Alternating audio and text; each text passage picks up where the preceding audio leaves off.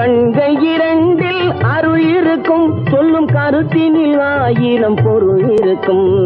உள்ளத்தில் பொய்யே நிறைந்திருக்கும், அது உடன் பிறந்தோரையும் கருவருக்கும்.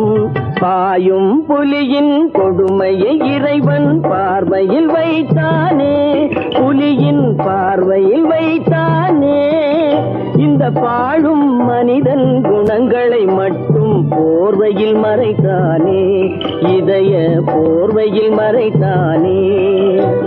போயும் போயும் மனிதனுக்கு